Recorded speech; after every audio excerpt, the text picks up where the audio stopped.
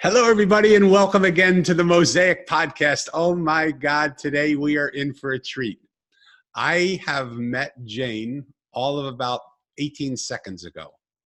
And so we know each other, but the way we know each other is really hard to explain because in the way normally people talk about being friends, I can't say that we're friends.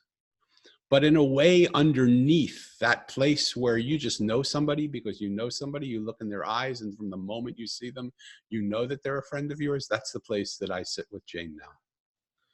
So, if those of you who have listened to the podcast, I'm not a huge bio person, but I do like to read the bio, and I do like to tell you about what we're talking about. There are no sales here. There are no, programs that you have to buy into. But there's some things that are really interesting that Jane's doing that I do want to share with you. And I'm going to share them with you in the beginning. I'm going to share them with you in the end so that it makes the middle of our conversation not anything to do with any of that. I just want you to know what's possible so that the intoxication of what's available, if you feel that intoxication, you know what to come to Jane for. Okay? Let me give you the short little bio. Jane Tabachnick. Did I say it right? Thank you. Thank you. Jane Tabachnick is an award-winning publicity mentor and book publisher. She helps entrepreneurs share their message widely by becoming authors and leveraging PR. She was named one of the top 100 people online by Fast Company. That's no small measure. Fast Company is an innovative, beautiful magazine. And she was named one of the top 100 people online by them. She's been featured in BusinessInsider and Inc. and tons of other media. You can find all that when you go to her website, which is www.janetabachnick.com. Those will be in the show notes. And she hosts the PR Authority Minute Micro Podcast. One of the things we want to talk about is there is a moment that happens when a new thing comes into place that I'm super excited because she just came onto something that people have not been doing. They're called flash briefings and micro podcasts. So they last 1 or 2 minutes. And she has a report that she's willing to give you free of charge to anybody who contacts her as a result of this show, because she believes they're a fabulous way to get your message out there. And that the opportunity is wide open right now because podcasts are so many of them out there, but micro podcasts are so few. It's just a new market that's being discovered. So we're definitely going to want to talk about that. And the other thing I want to share with you is she's about to launch a 90-day group book writing publishing program.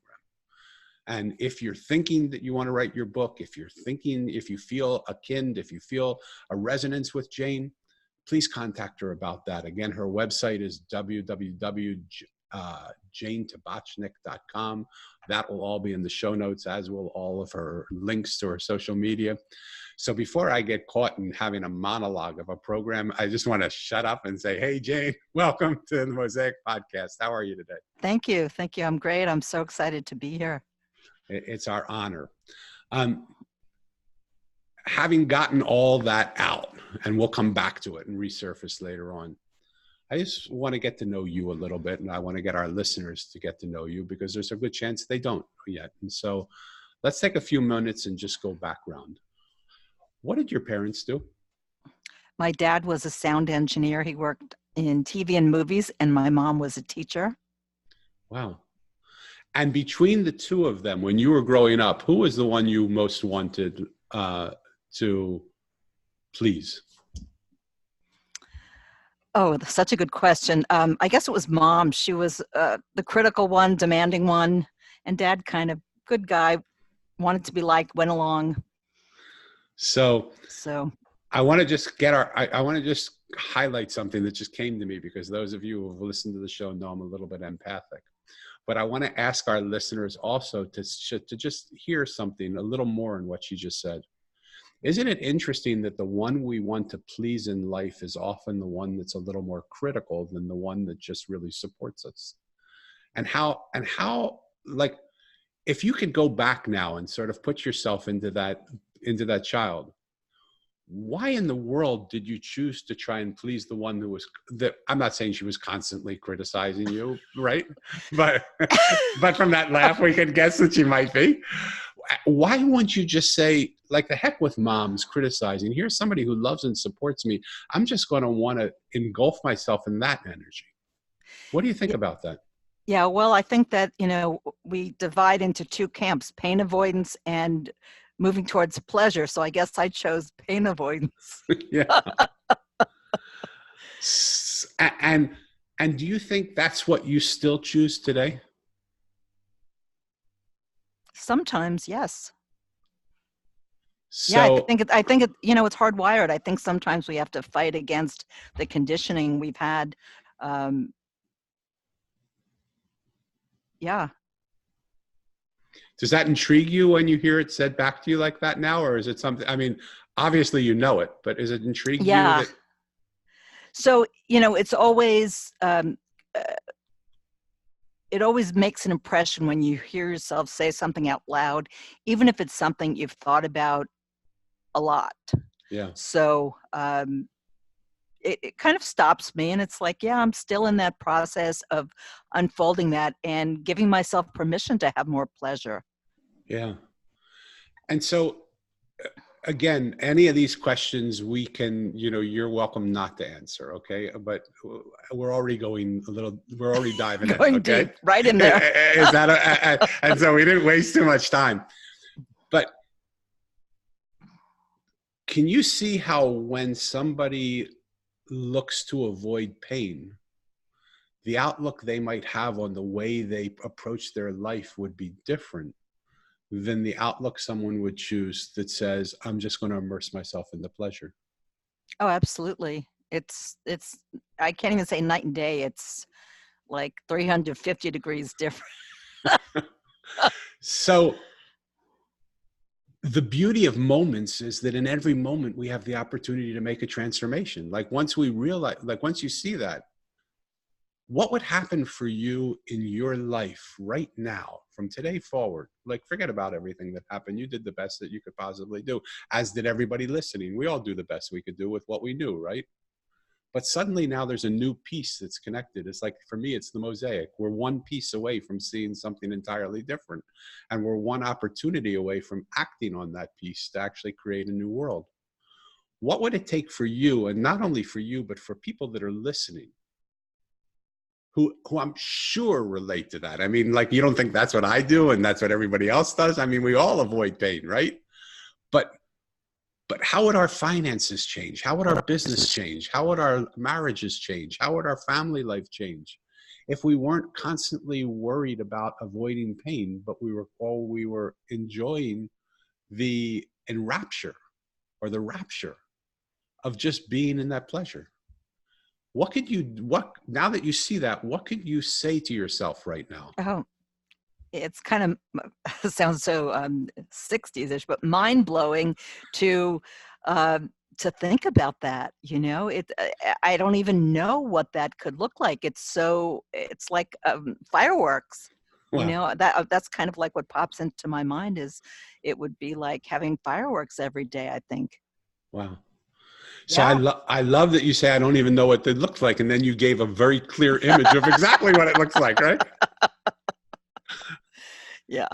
So if you were to take a moment now, and you can take a moment, like I don't mind dead space on this air, because we know, for those watching on YouTube, you'll see that we're here.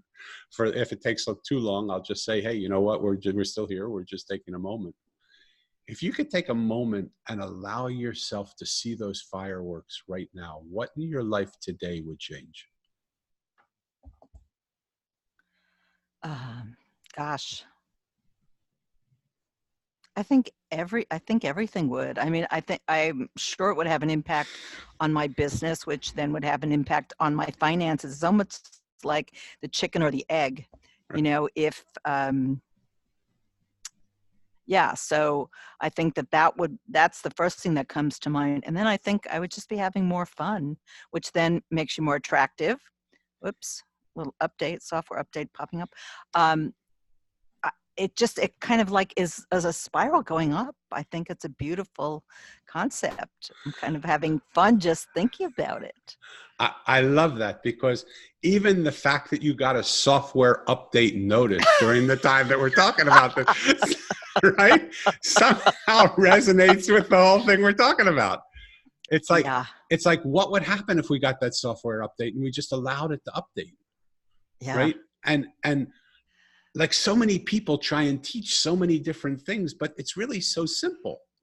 It's simple. It's Yeah. finding one belief system. Like, the Mosaic taught me, my book, The Mosaic, taught me that there's a process to the way we come to the life we live. Our thoughts become our words. Our words create our stories, and our stories become our life. And for you being in the book industry, you know that better than most people, right? Because you work with people, and just one thought can change a whole story. The way we align certain words. When I was writing a book for the Andas to brand their hotel, they were the most widely anticipated hotel opening in like 2013. And they hired me to tell their story. And I said, but I don't know what your story is. What is your story? They said, no, we don't have one. We want you to create one for us. And I said, well, holy Toledo, how am I going to do that? So I said, well, send me a list of your core values and tell me why people come here. And they said, we're in Maui. People come here to fall in love and to experience love. So I said, okay, great. I'm going to write a love story using the core values of your company to create characters who will go through this experience. And I wrote about it. It was the most beautiful thing that happened. And I wrote about it for a little while, and I showed them the chapters as I was doing chapters. And one chapter was about the guy that every guy wants to be. He was strong. He was the strongest. He was the fastest. He was the smartest. He was the most handsome. And I ended the chapter by saying in the draft, and every night he went home with a different woman because every woman wanted to be with him. Right? And they said, whoa, we're a hotel. We can't say that. That can't be what we have in every room. You got to change that. And so, removing 10 or 15 words, I changed it to say, and every night, though he could go home with any woman he wanted, he couldn't wait to get home to the woman of his dreams who was waiting there for him. Completely different meaning, completely different story, but it says some of the same things. I guess what I'm asking in a long form, what words would you need to rewrite in the story that you tell yourself that would allow you to change your story, that would allow you to change your life? Now that we see, gosh, there's fireworks happening that I'm not even looking at. That I'm avoiding these situations rather than enjoying the pain. I've been calling on pleasing my mom rather than just engulfing myself in the love and presence of my dad. What would happen? How would you do that? What would the story be? What would be one story you could rewrite? Say yes, choose fun, and you'll be safe. Wow. You've got the tools to be safe. You know, Wow. I think that's something that we have to trust in ourselves. I don't think I'm alone in that, that you've 100%. gotten to this place. And obviously there are certain situations, like you don't walk down a dark street Right. at, 2 a.m. that's full of like some unsavory characters. But other than that, I think it was Mark Twain who said something about imagining all these things that never happen. You can worry about things that don't happen. So rather than worrying about being safe and trying to stay safe, just choosing yes and fun and, trusting that you've got the tools that'll work out. Or you can shift gears. Love it. So can you think of a place in your life, either past or even right now, that you have shifted gears or that you are ready to shift gears to, and tell us what that would look like?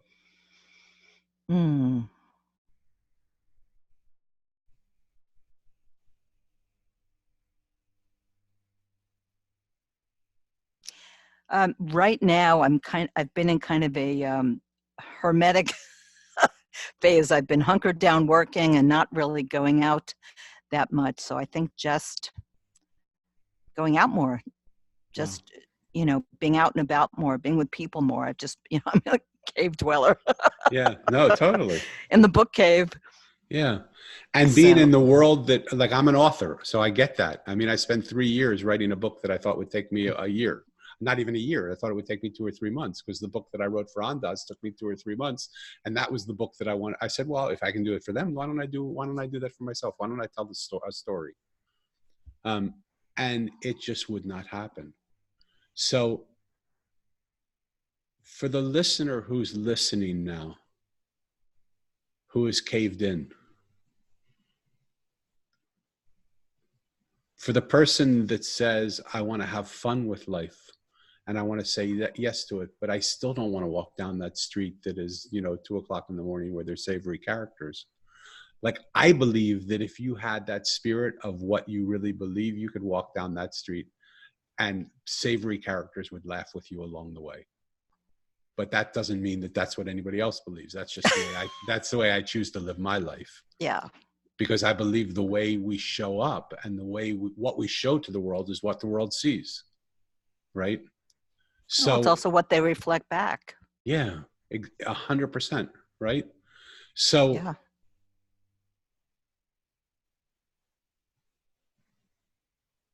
I'm just trying to listen. What prevents you or us from doing what seems so obviously good for us right now, in your mind? I think it can be the stories that we tell ourselves, or, past experiences. Maybe you went to a networking event or a party and you didn't feel like people spoke to you, so it was uncomfortable. So sometimes those are the kind of things that I think get in the way. I know that can for me. If I'm in the mood, for me, it's kind of on or off. But if I'm in the mood, I can walk into any room. I'll go talk to anyone. If they don't talk back to me, on to the next. But if I'm not in that mood, that's the last thing that I can bring myself to do.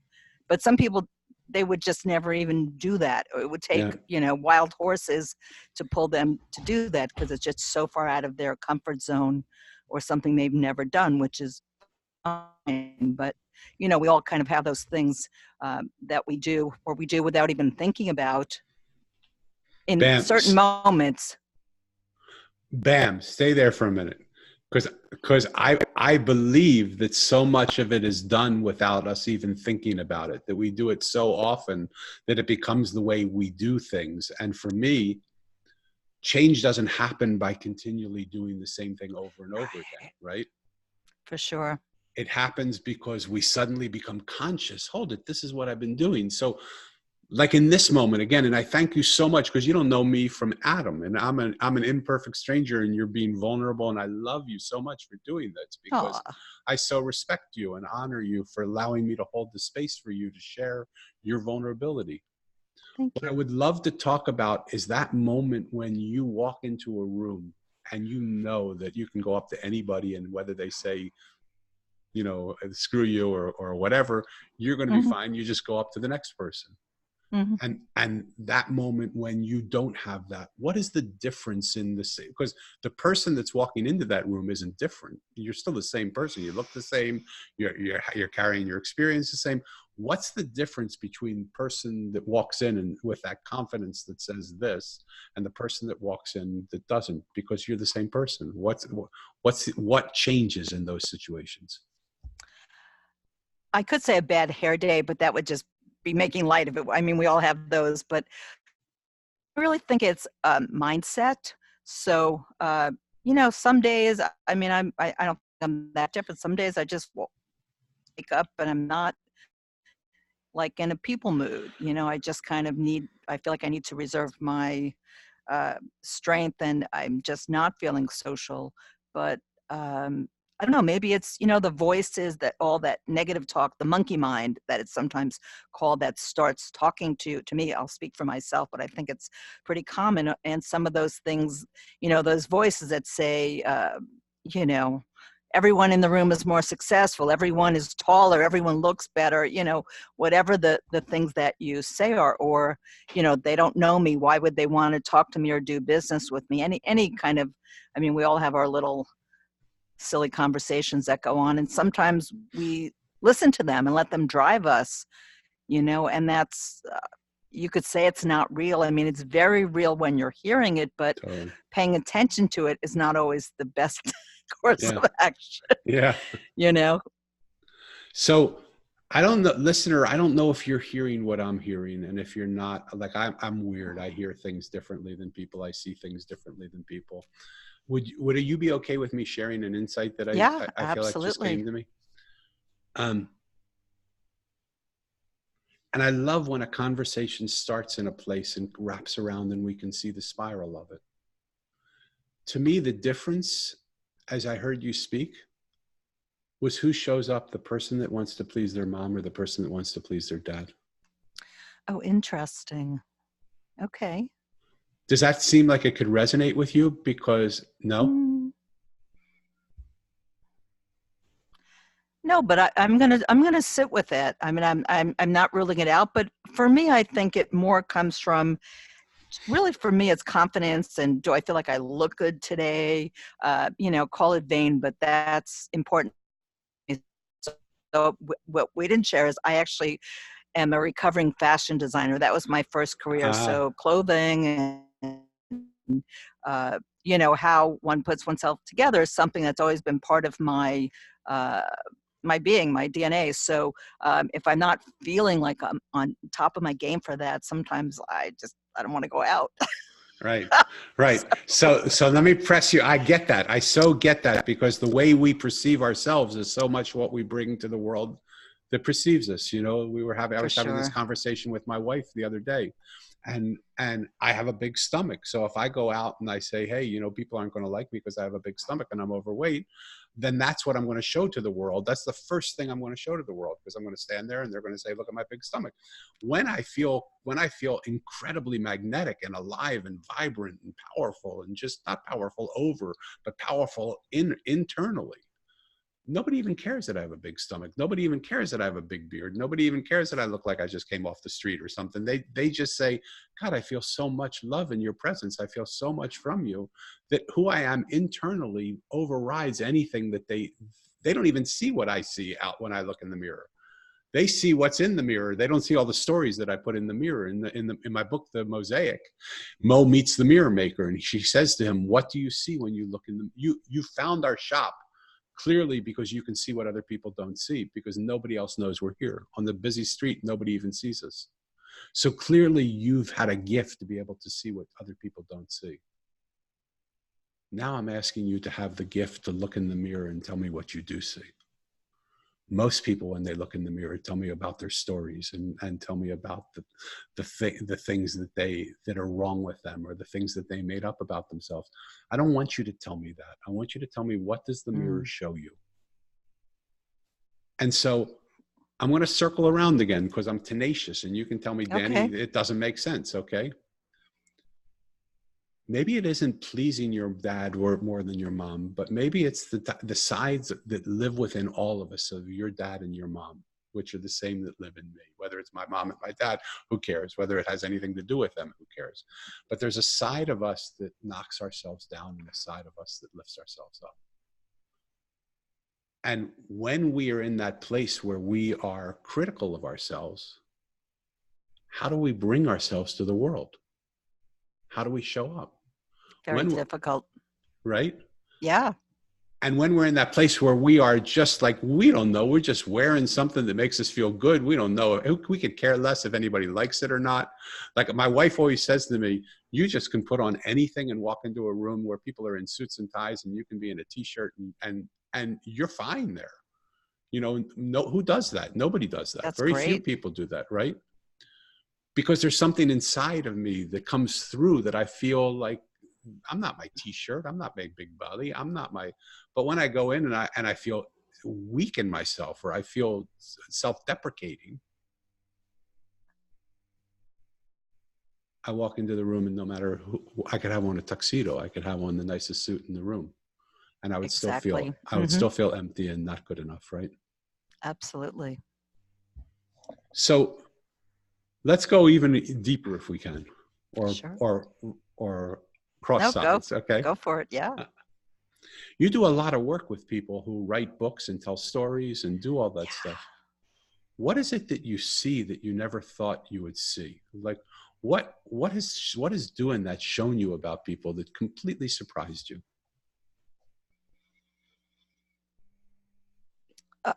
I think it's how alike we are. So I work with some really successful people. Maybe they haven't published a book yet. That's why they come to me, but they've been very successful in their career and in their life. And there always comes a point, and I try and prepare them for it as we get started in the process of uh, kind of, sussing out their book and starting to write it, that they'll hit a wall and their insecurities will come out and they'll say, well, what if the book isn't good enough? What if no one reads it? What if it gets a bad review? And uh, so I think it just shows all of us our commonality, or it shows me that. And um, it's kind of beautiful in a way. And I tell them, yes, you'll get a bad review. Be prepared. Right, right. It happens, and don't pay attention, or actually pay attention. Is there anything of value in it? Can you learn something from it? And then just move on and don't dwell on it.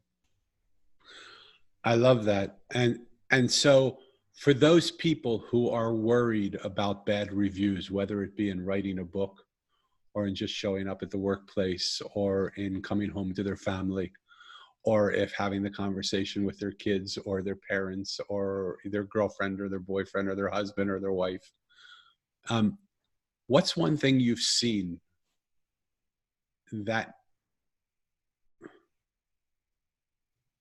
sort of goes under the good review, bad review of how you're going to make it to the other side of that bad review? What is that moment that you see in working with people where they make that transformation, where they suddenly say, gosh, I was so worried about that, but then whether what you said or something happened, that it doesn't matter? Because again, aren't we back to your mom criticizing and your dad just loving, right? I mean, and I don't mean to paint, but whether it's your dad and your mom, whether it's your mom and your dad, whether it's life itself, there is a world out there that criticizes us, and there's a world that loves us. And the transformation from that place, like, it's great to hear, like, I love you said, listen to what the bad review says, integrate it, feel it, but don't get lost in that valley. Like, how do you get back to here? What's that transition moment for you? What's that transformation moment?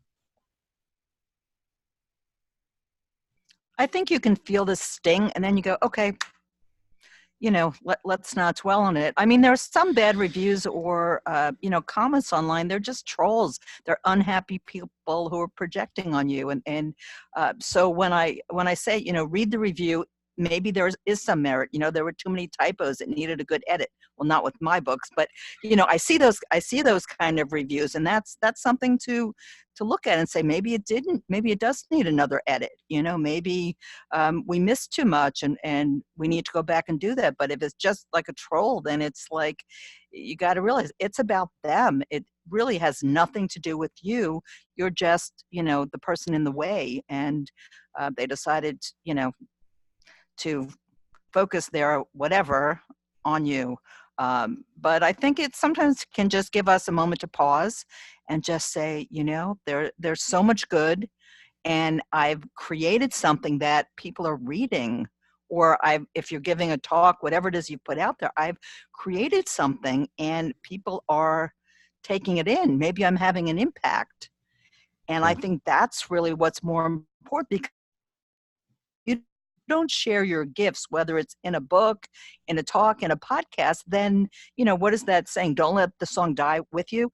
And so if you don't share it, then you're really depriving the world of something wonderful. So if one person doesn't like it, so what? Yeah. And I think, look, it's hard for me. I certainly had that conditioning trying to please my mom. So if someone doesn't like something or criticizes me, it can be really tough. It can really stop me. But I remind myself as much as I can to just move on, take what I can from it, and then move on and think about all the great things or the great impact that I could be having. and try and focus on that and just keep getting your message out there and trying to add value.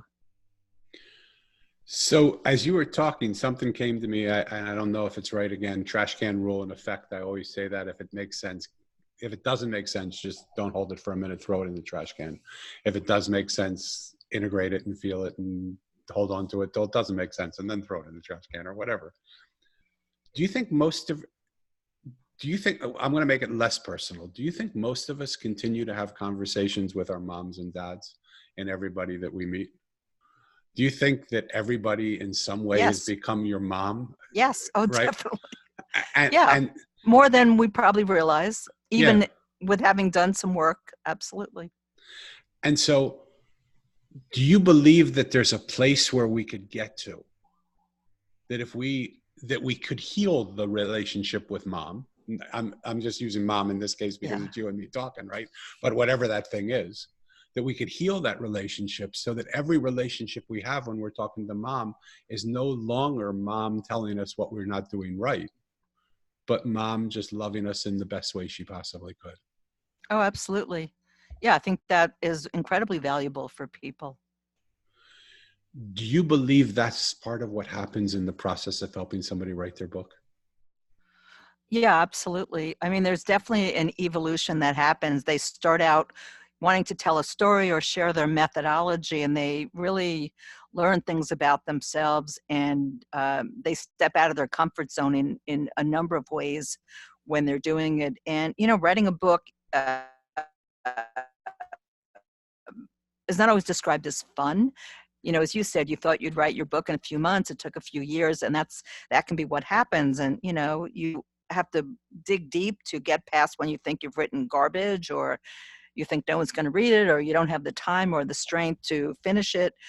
So, it forces you to really do some soul searching, digging, and growing in a number of ways, but you do grow in a number of ways. And then you've got this incredible, not just experience, but you've got something tangible. When one of my clients held the very first copy of her book, she said, "Oh my God, this is like the first time I held my baby." Yeah. My daughter. Yeah. It's kind of like that. And I don't just say that because I work helping people publish. That's really what it's like with such a big accomplishment. And the fact that that you have the ability to impact so many more people potentially now that it's in this other form out of your head in a way that it can be consumed. Yeah. I don't know that you know this about me or that we've talked about it, but I worked for 10 years at a company called Hay House.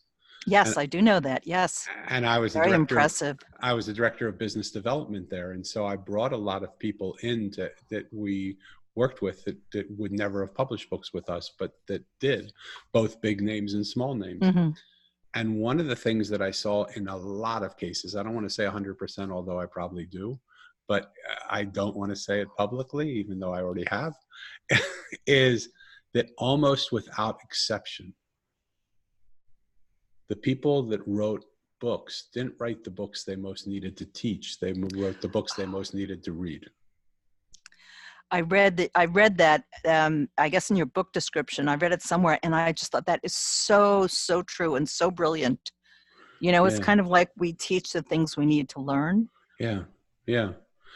And so in the work that you do with people, helping them write books, what's the thing you most need to learn that you're learning through doing what you're doing?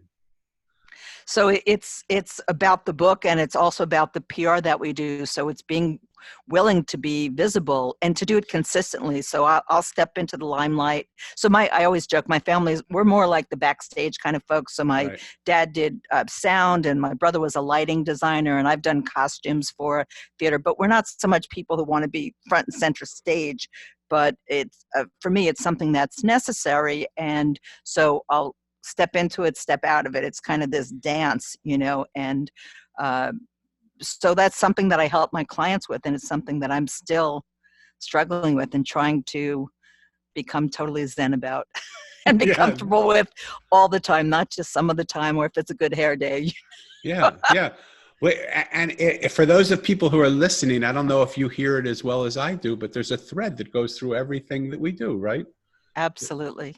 And so here's the exquisite thing about the mosaic idea is that once you set your pieces around the way you want them to be, everything is adjusted.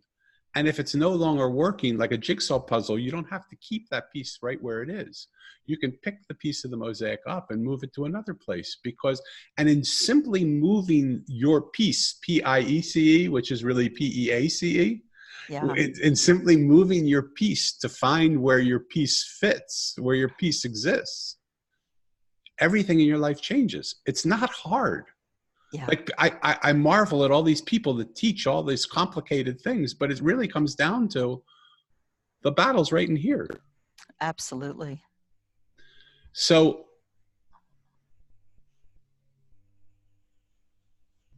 how many times have you rewritten your story?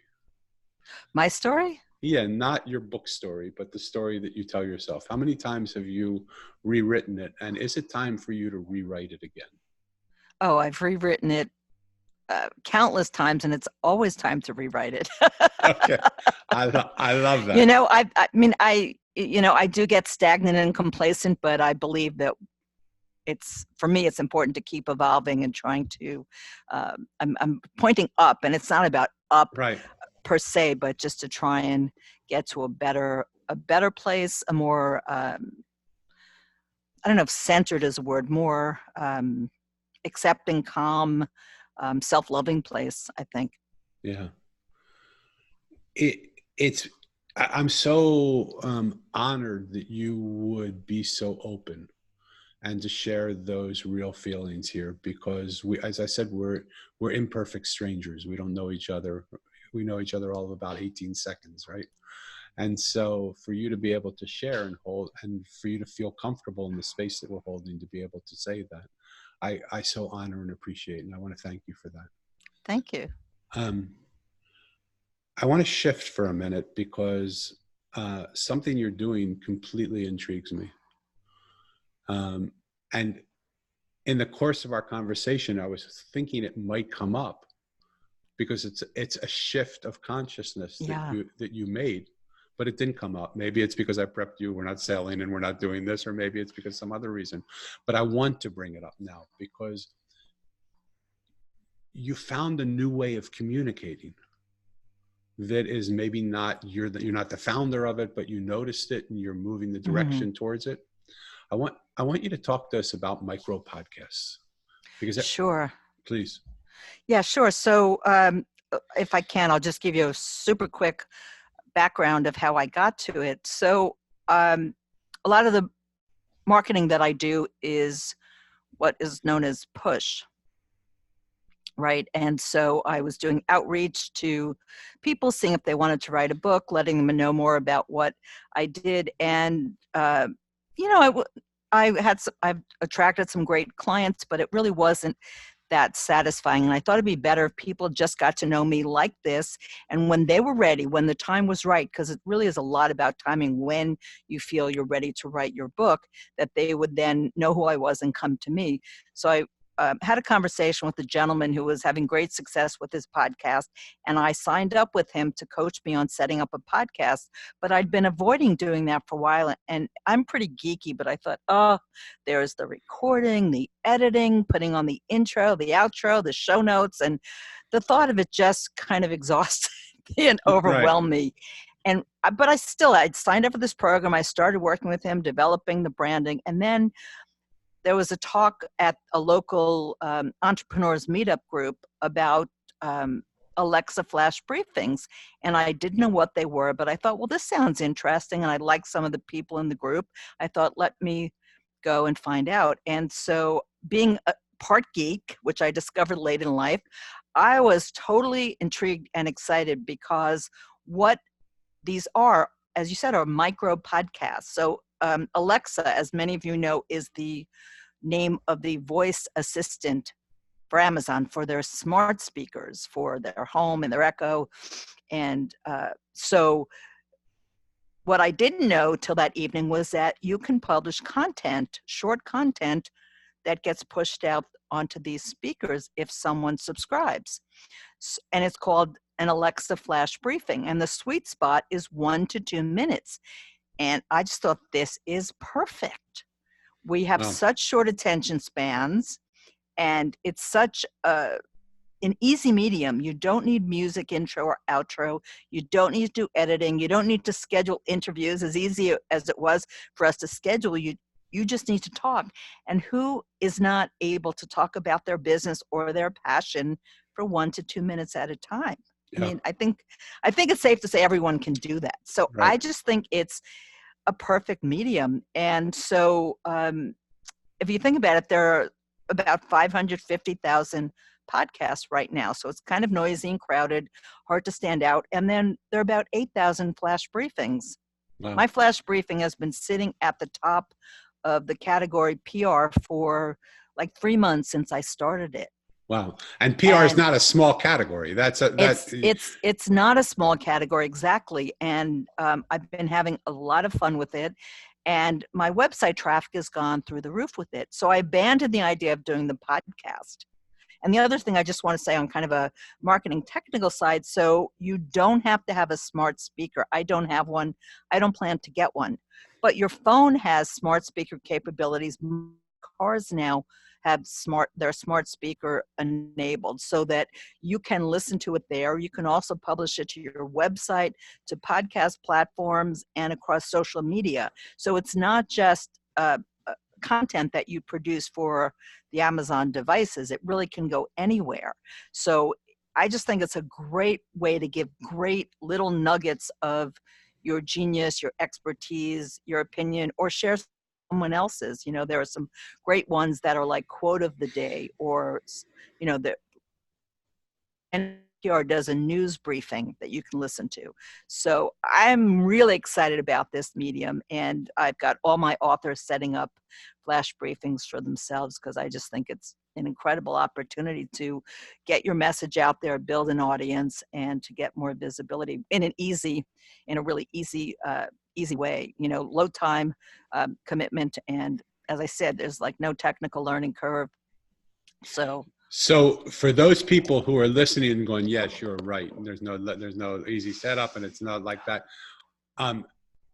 You know, things are easy to people that are equipped to do those things, right? Yes. But things that some people think are easy, other people think are hard. So Exactly. do you provide a service for Yeah. them? Talk to us about that. So I am more than happy to help someone brainstorm their content and help them get set up. I mean, it really is easy. I don't have my phone here, but if I did, I would just say that you can record right into your phone and publish right from your phone to through, you know, software that a hosting company that I would recommend, right to your platform. So you don't need speakers like this. I mean, you really can go from your phone, which you're used to speaking into. I know everyone who's got a phone talks on it. Talk on your phone, hit publish, boom, you know? So it really is, that's one of the things I really like. Yes, I'm geeky and I can figure anything out. So and I recognize that's not everyone, but one of the things I really do love about this, besides it's such a great medium with, you know, bite-sized consumable content, is that it really is easy. You could do it. I do it like this into my computer, but you don't need to do it that way. As I said, you can go right from your phone to publish, which is so you don't need an Alexa. Incredible. You don't need an Alexa speaker. You No, don't need. you do not. Your phone is all you need to do it, and start putting content Exactly. today or tomorrow right on there that gives a 1 minute or 2 minute piece of information in a world that's full of noise, that people are always trying to find, how do I break in a new way where people can hear me, to a world where people are open to having that happen because there's now 8,000 people or something doing that. Yeah, exactly. Right. You know, so I live in an apartment building, and I think because there are a bunch of seniors in my building, they made the elevators much slower, and the door stays open much longer. And so I started using it as a meditation, as a time to do a little meditation. And sometimes I'll listen to a flash briefing while I'm waiting for the door to close, you know, and it's just that simple. You're waiting online at Starbucks. You could listen to a flash briefing and get some great content or an inspiration for the day. So what I love about this is that just like our conversation started, our conversation is sort of moving towards our end, that they're perceptual changes that we make in the way we do things that really revolutionize the way we do anything. That same shift from the critical mom to the loving dad, what that would look like, and the fireworks that goes off, is the same shift that's happened now for me, as you're talking about these micro podcasts and these flash briefings, of the ability to get your voice out there in a way that's already available, that doesn't take any more than you already have, except you can help them link up to the service provider that would do that. You can help people who aren't confident enough to give their message, to have their message. So if you're somebody who's sitting around like I have a long time and said, I have a voice, but it's so hard to be heard in a world full of noise, maybe this is a new way that you can do it that is affordable, easy, doesn't take a lot of your time. And why not give it a try? Why not look at every new medium that comes out? Because that's just how simple it could be. So again, I highly encourage you to go to janetabachnick.com. And I'm sure on your website, there's that availability of how to sign up for those. There's something called flash briefings there. Is that right? There is, but I have a report, just a short report, appropriately, that that people can download, and it's at bit.ly/60-second podcast. Okay, so will you send me that link also? I will send you that. So exactly. That's bit.ly 60-second podcast. Yes. .com or something? No, it's bit.ly/60-second podcast. I'll send it to you. 60-second podcast. So I will put that in the notes if you haven't picked it up. Exactly. And they don't have to opt in. They just get to download it, and they can understand what it's all about. Perfect.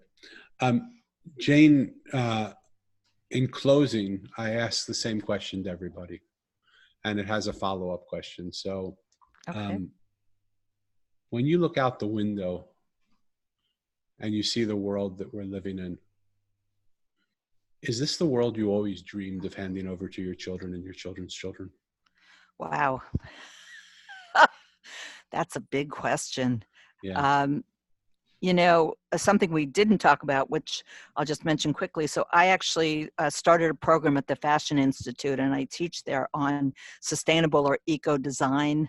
So right now, this is not the world in terms of the environment and how we're treating both the environment and, actually, I guess I would expand it to each other, the world that I thought I'd be leaving to my children. I feel like it's even less kind than when I was growing up.